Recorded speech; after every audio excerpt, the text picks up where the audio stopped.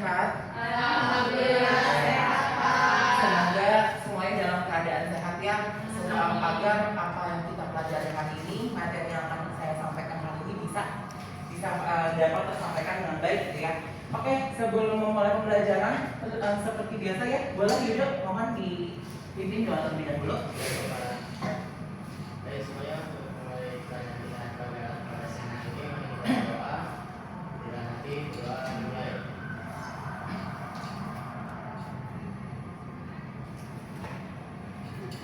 Selesai. Memberi salam. Assalamualaikum warahmatullahi wabarakatuh. Oke, sebelum itu Bapak izin presentasi terlebih dahulu ya. Bapak yang disebutkan namanya angkat tangan, oke? Yuda Dimas Saputra. Oke, Ani Dita Putri Alia. Lisa dan Ananya Ningsih. Ada, Pak. Clarissa Sukma Ramadhani. Sakit. Sakit, kok nggak izin sama saya ya, nanti saya cek coba. Nadia Fauzia. Ada, Pak. Oke, Anisha Rosdiana. Ada, Pak. Oke, Iin Sabrianti. Ada, Pak. Oke, Nur Tasyatul Mutmainah. Sama yang terakhir Anissa Fauzia. Ada, Pak. Oke. Seperti biasa, ayo sebelum memulai pembelajaran, coba tuh mejanya berantakan semua, rapiin dulu, ya, rapiin dulu mejanya, dibersihin dulu. Jangan ada sesuatu selain buku, pensil, pulpen gitu ya. Pokoknya di meja hanya ada buku dan pensil dan pulpen, oke? Ayo makan, jangan terlalu tempat makan di atas meja ya. Sudah, bersih semua. Coba lihat sekelilingnya juga. Kira-kira ada sampah apa enggak? Supaya nggak mengganggu pembelajaran kita hari ini, oke?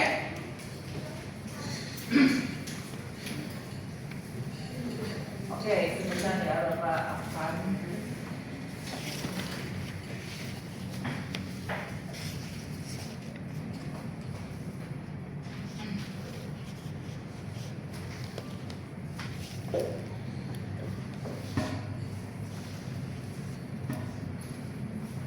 Oke. Hari ini kita akan mempelajari mengenai bentar ya. Boleh.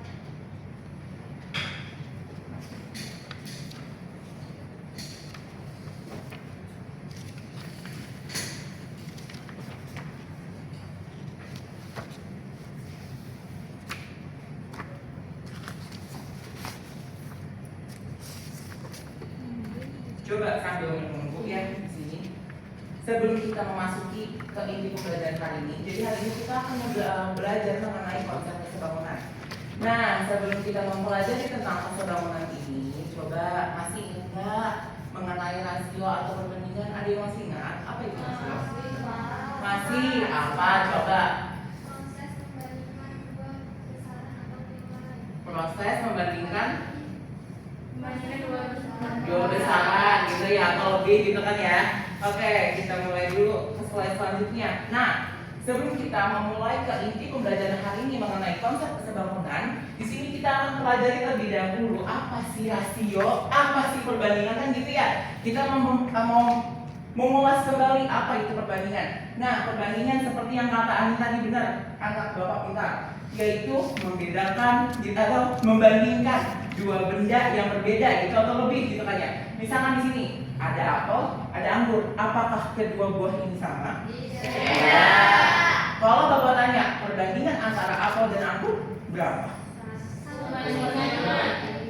Ingat, dalam perbandingan kata yang pertama disebutkan itu menjadi awal. Misalkan perbandingan apel dan anggur, maka jawabannya 5/1. Oke, supaya nih anak-anak lebih memahami mengenai materi perbandingan dan juga rasio, kita coba kuis dulu ya. Kita latihan, coba kita latihan ya, latihan dulu.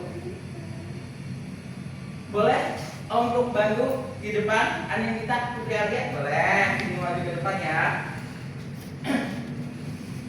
Yang lainnya silakan untuk di scan terlebih dahulu.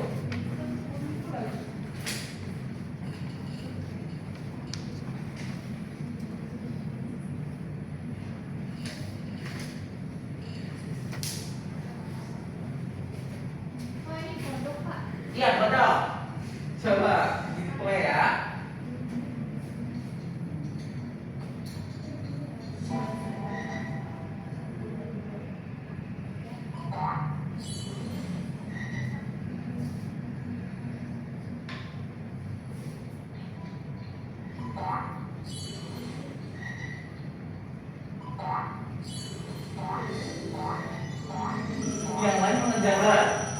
Bener semua nggak? Oke, artinya boleh silakan duduk. Applause dulu pertanyaan. Oke, kalau ternyata nilainya Ani sempurna, bagus. Artinya Ani masih ingat konsep rasio perbandingan seperti apa gitu kan ya. Jadi hari ini kita akan mempelajari konsep kesebangunan. Nah, apa sih manfaat dan fungsinya kita mempelajari rasio dulu? Karena rasio atau perbandingan ini akan menjadi dasar pengetahuan anak-anak sekalian untuk mempelajari mengenai konsep kesebangunan. Oke, kita lanjut dulu ya. Oke, sebelum kita memulai pembelajaran, ada baiknya di sini kita tahu dulu apa sih sebenarnya tujuan kita belajar hari ini. Oke, yang pertama, peserta didik mampu memahami informasi yang diberikan pada masalah kontekstual mengenai kesebangunan dua segi empat dengan tepat. Kemudian yang kedua, peserta didik mampu menerapkan sifat kesebangunan dua segi empat melalui konsep sudut serta perbandingan panjang dan lebar. Yang ketiga, peserta didik mampu menerapkan sifat kesebangunan dua segi empat melalui konsep serta perbandingan panjang, konsep sudut serta perbandingan panjang dan lebar. Dan yang terakhir, peserta didik mampu menilai suatu kebenaran pernyataan mengenai kesebangunan menggunakan sifat itu dengan tepat. Oke, nah tadi sudah memaparkan mengenai tujuan pembelajaran. Tentunya kita kalau mau memahami suatu materi tertentu, kita mau tahu dong apa sih manfaatnya sebenarnya materi itu kita pelajari, ya enggak? Nah, konsep kesebangunan itu biasa kita gunakan di bidang arsitektur ataupun di desain gitu ya. Nah, ini coba kita lihat amati ya bersama. Di sini biasanya kalian melihat bangunan besar. Ini kan berhubungan dengan arsitek gitu kan ya. Kalau misalkan kalian melihat gedung yang besar itu kan pastinya sebelum dibuat ada desainnya terlebih dahulu. Gak mungkin dong desain gambar gedung kita bikin mau segede apa kan gak mungkin ya. Kertas yang dibutuhkan segede apa kalau begitu kan? Maka kita pakai konsep kesebangunan untuk mempermudah. Nah selain itu konsep kesebangunan itu juga bisa digunakan. Saya bisa play ya ini sinyalnya mungkin ya. Jadi konsep kesebangunan ini juga bisa kita gunakan kalau misalkan kita mau mengukur sesuatu yang lebih tinggi, relatif lebih tinggi daripada kita. Kayak misalkan kalian bisa lihat ke sana, tuh ada baliho. Gak mungkin dong kita manjat ke atas buat mengukur. Aduh ini bentuk ini sama nggak ya sama baliho itu? Gak mungkin kan ya? Maka kita gunakan konsep kesebangunan. Oke, untuk mendalami materi mengenai konsep kesebangunan ini, kalian akan dibentuk menjadi dua kelompok. Kita split ya kelompoknya. Oke, kita lihat di sini.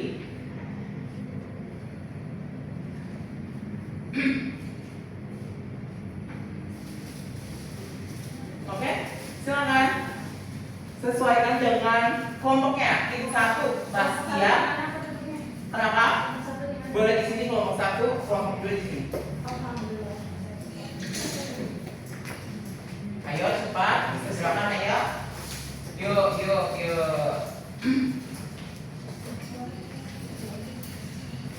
Oke, sudah.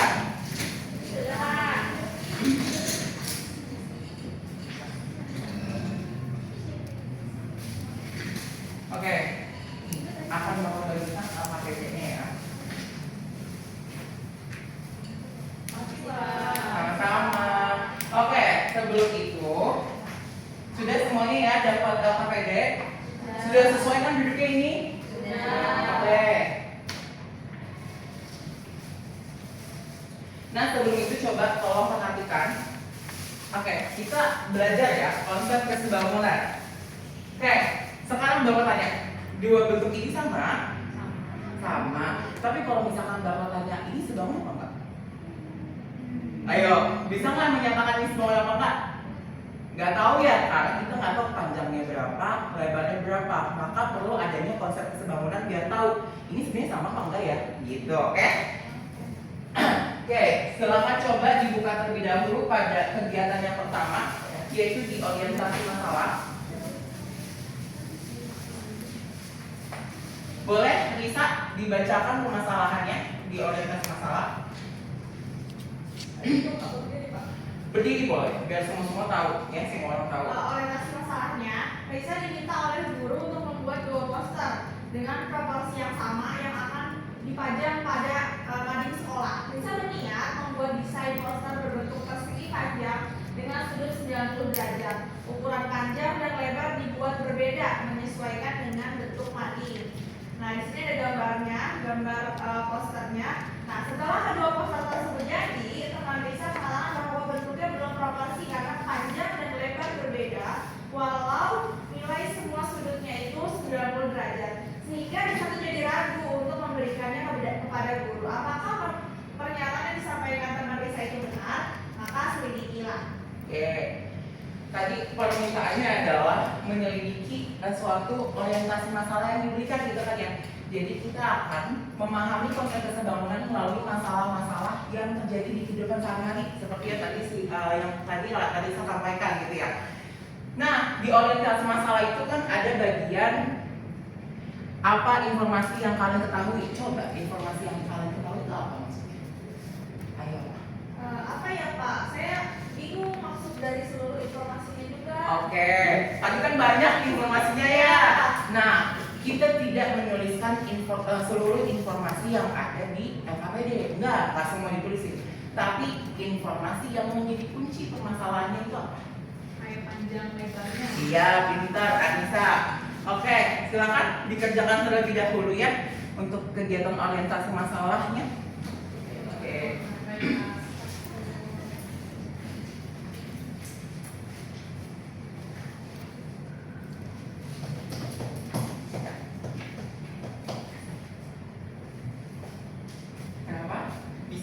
Mau dibongkar boleh, maksudnya dilepas itunya, staplersnya boleh. Tapi pelan-pelan ya, supaya tidak robek. Awas nanti tangannya kena.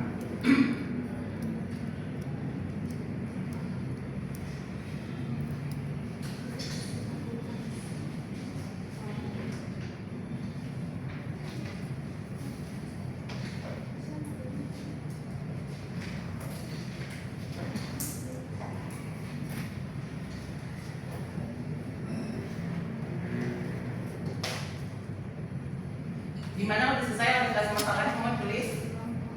Belum? Oh masih buka.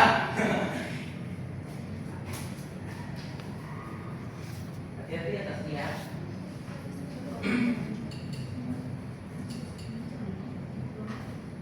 Kelompok dulu udah? Belum.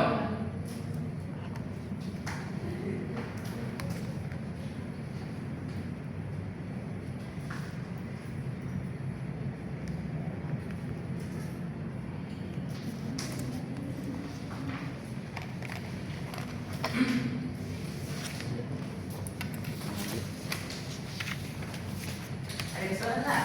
Kesulitan? Ada kesulitan nggak? Wih bisa, jago, bisa. Yang sudah selesai di orientasi masalah, silakan dilanjutkan lagi ke kegiatan selanjutnya, yaitu mengorganisasikan siswa untuk belajar. Sudah? Orientasi masalahnya sudah? Oke. Pinjam ini dong temennya, nggak pakai pulpen nih. Ayo, lain kali kita kalau mau sekolah bawa pulpen ya. Gak boleh ya kalau sekolah nggak bawa pulpen ya. Gimana sih Anis? Tadi diomelin nggak sama guru sebelumnya? Ini papan tulisnya belum dihapus, kita hapus dulu ya.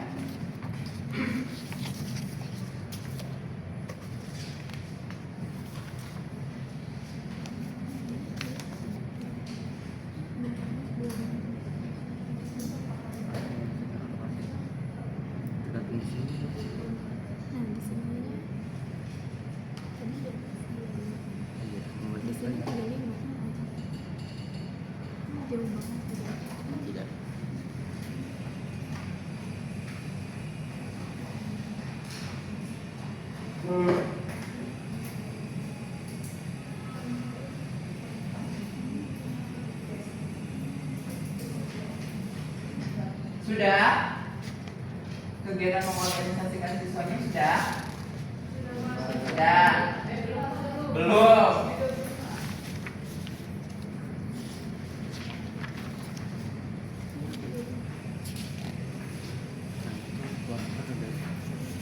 Sudah?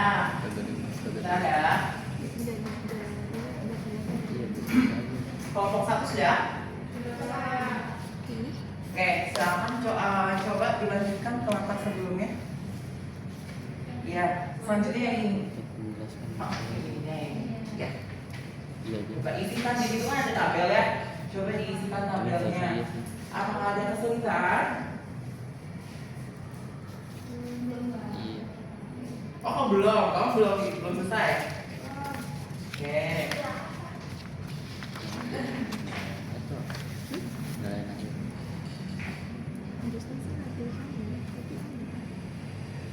Yang bagian tabel bisa? Bisa ya. Ingat ya, untuk menuliskan perbandingannya itu awali dengan kata pertama yang disebutkan. Di situ apa? Panjang dulu atau lebar dulu? Maka dahulukan panjang dulu baru lebar. Ingat ya, notasi perbandingan apa? Titik 2 atau ya.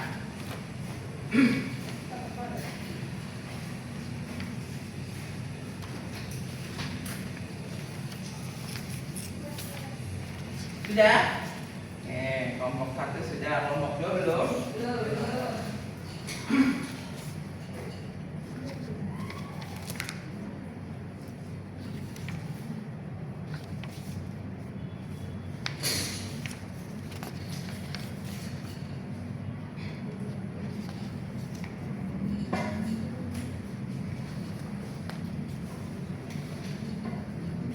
Sudah? Sudah semua berarti ya? Oke, sekarang kalau misalkan diminta untuk menganalisis perbandingan antara perbandingan poster itu untuk apa ya? Bisa dijawab? Bisa dipahami? Ngerti nggak? Gimana caranya? Si perbandingan itu tadi yang sudah kalian tentukan, perbandingan sederhana antara poster A dengan poster B, itu gunanya untuk apa ya? Coba Bapak tanya dulu, bentuk perbandingannya sama? Sama enggak? Setelah disederhanakan sama atau enggak? Di tabel ya, sama atau tidak? Sama. Kalau bertanya sekarang, perbandingan yang sama itu gunanya untuk apa? Bisa jawab? Ayo, tahu nggak apa? Kenapa? Nah, di situ ada kode QR. Bisa kalian scan juga, gitu ya. Bapak akan tunjukkan di sini.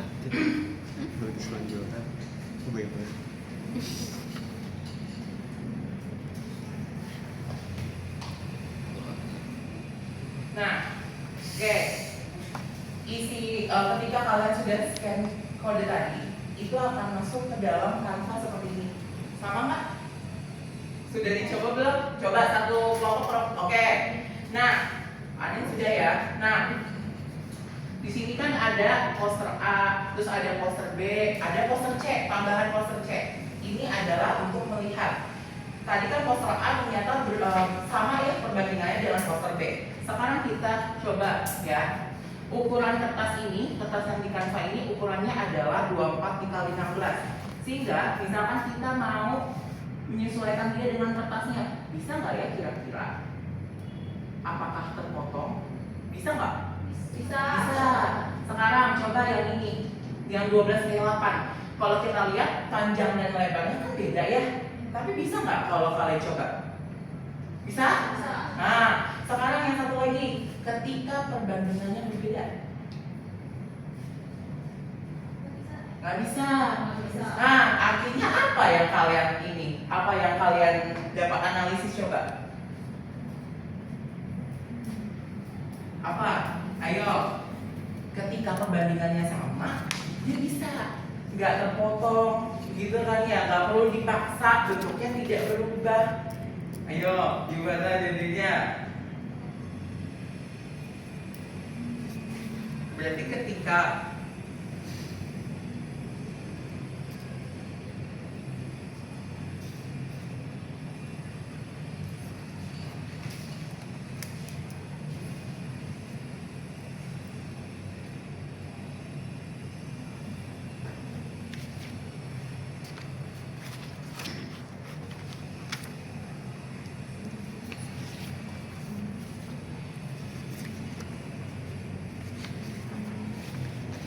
apa informasi yang kalian dapatkan melalui perbandingan panjang dan lebar poster tersebut?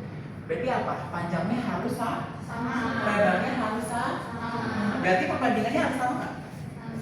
Sama, karena kalau perbandingannya sama, fotonya tadi bisa gitu kan ya. Tapi kalau perbandingannya berbeda, oke berarti. Nah berarti nanti jawaban yang terakhir apa? Nih yang ini. Berarti gimana?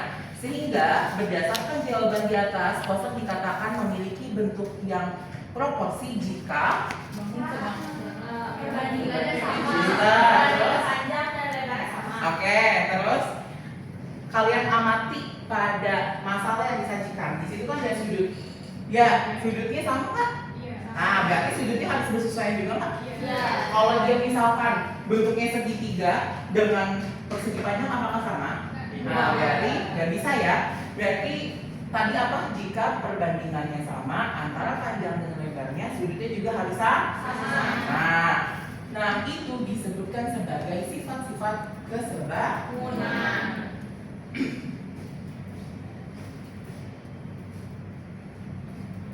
Oke, jika sudah mengerti, silakan dilanjutkan sampai proses yang terakhir. Oke.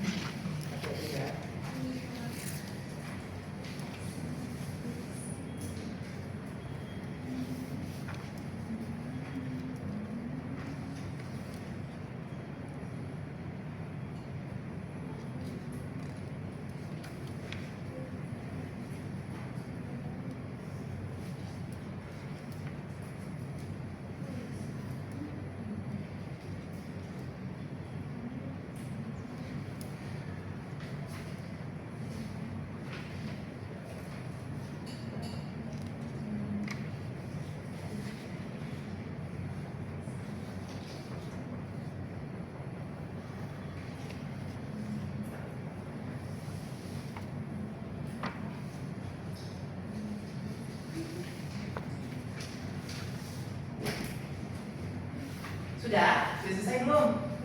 Belum.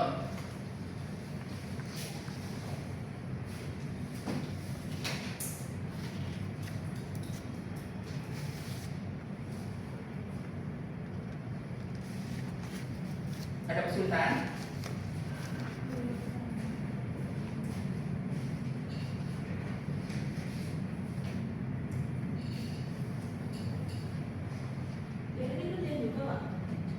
Iya, dikerjain.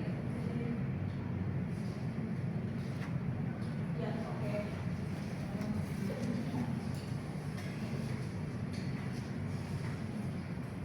Sudah? Sudah. Kelompok satu sudah? Sudah. Oke, coba baru minta kelompok satu coba presentasikan untuk bagian mengembangkan dan menyajikan hasil karya. Coba dibacakan saja nggak apa-apa. Berdiri ya. Oke. Buat yang pertanyaan pertama itu kan Ya. apakah pernyataan yang disampaikan tematisnya itu benar? Jawabannya itu pernyataan tematisnya itu tidak benar. Terus yang kedua, untuk menyatakan bahwa poster memiliki bentuk yang proporsi atau sebangun, maka apa yang diperlukan? Yang dibutuhkan itu perbandingan sisi dan kesamaan sudutnya. Terus yang ketiga, berdasarkan jawaban kalian pada pertanyaan nomor 2, jelaskan alasan yang mendasari jawaban tersebut. Tuliskan kesimpulan sesuai pemahaman kelompok kalian. Jadi bangun yang sebangun memiliki bentuk yang sama meski ukurannya berbeda. Oke. Nah, tadi di bagian pertama kan pernyataannya salah. Iya. Pernyataannya salah karena ternyata setelah diselidiki gitu ya, setelah diselidiki ternyata bangunnya itu bentuknya poster itu tuh sebangun karena panjang dan lebarnya walaupun nilainya berbeda, tapi ketika disederhanakan bentuk perbandingannya nilainya sama. Nah, coba ya kita tuliskan dulu di sini. Misalkan poster A, tadi poster A berapa panjangnya? 24 ya. 24 dibanding 16 gitu kan. Kemudian poster B itu 12, 8. oke. Ini kalau kita ubah ke dalam pecahan kan menjadi 24 per 16. yang ini menjadi 12, 8.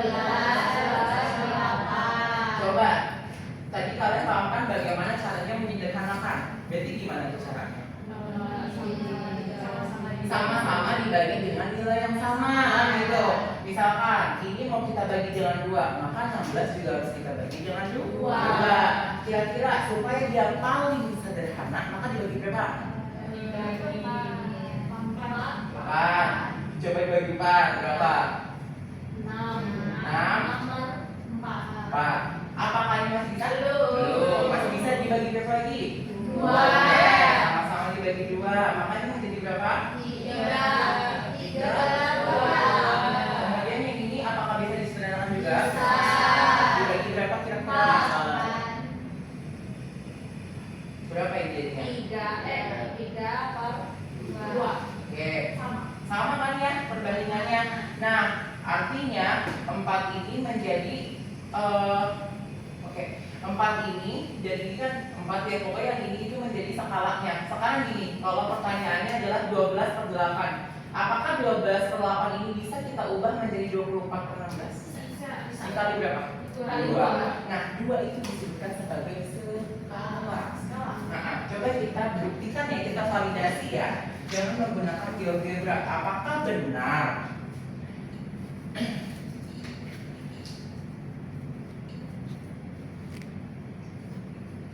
Oke. Ini coba ya kita akselerasi. Ini titiknya ini. Skalanya tadi berapa? 2. Sekarang kita lihat apakah benar. Panjangnya 24, lebarnya berapa tuh?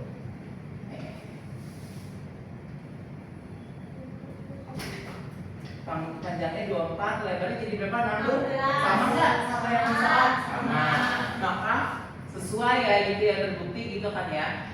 Oke, apakah sudah paham semua? Ada kesulitan? Ada kesulitan nggak? Enggak ya? Enggak. Oke, coba. Oke, karena sudah selesai, coba boleh angin kita Putri Alia disimpulkan untuk pembelajaran hari ini. Coba dibaca aja di bagian kegiatan terakhir, yaitu menganalisis dan mengevaluasi. Coba.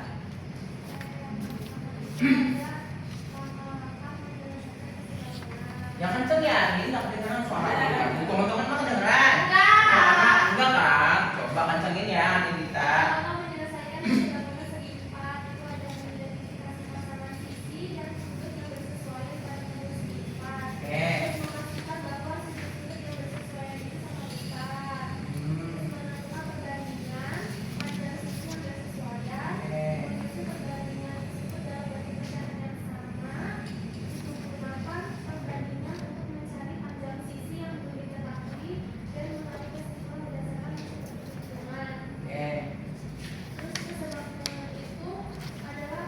Dua bangun datar yang memiliki bentuk yang sama, tapi ukurannya bisa berbeda dengan syarat sudut-sudut yang bersesuaian itu sama besar dan sisi-sisi yang bersesuaian memiliki perbandingan yang sama.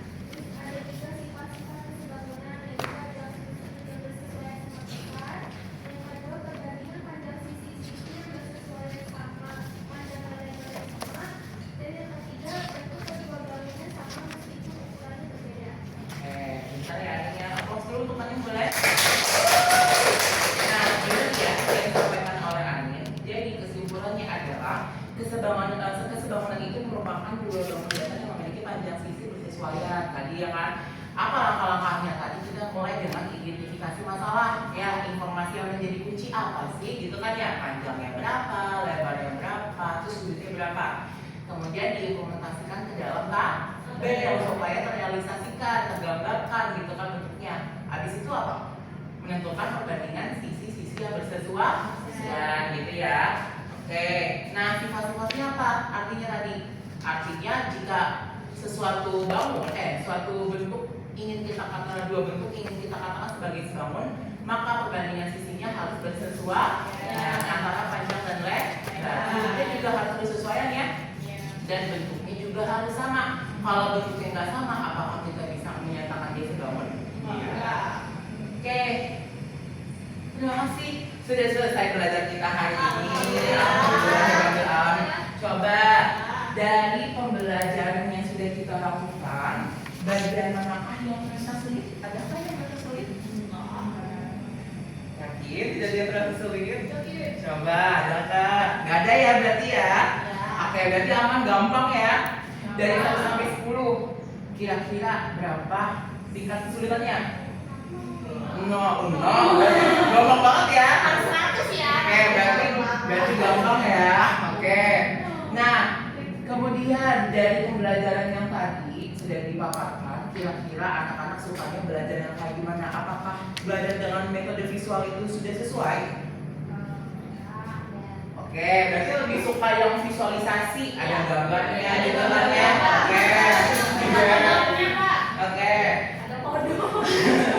Oke, untuk supaya anak-anak lebih paham lagi tentang konsep kesebangunan, pada bagian akhir LKPD ada latihan formatif. Silakan dikerjakan secara individu. Oke. Apakah ada pertanyaan lagi sebelum Bapak tutup? Ini dikumpulnya kapan, Pak? Dikumpulkannya itu minggu depan di hari Rabu depan, oke? Siapa ya? Nanti Yudo selaku ketua kelas boleh ya di kolektif aja kemudian dikumpulkan ke Bapak. Oke. Baik, Pak. Apakah ada pertanyaan lagi sebelum Bapak tutup? Tidak. Ya, oke. Catatan apa nih? Ke Bapak akhiri ya, Bapak akhiri untuk pembelajaran hari ini. Semoga apa yang kita pelajari hari ini dapat bermanfaat untuk anak-anak sekalian. Kurang lebihnya mohon maaf. Terima kasih. Wassalamualaikum warahmatullahi wabarakatuh.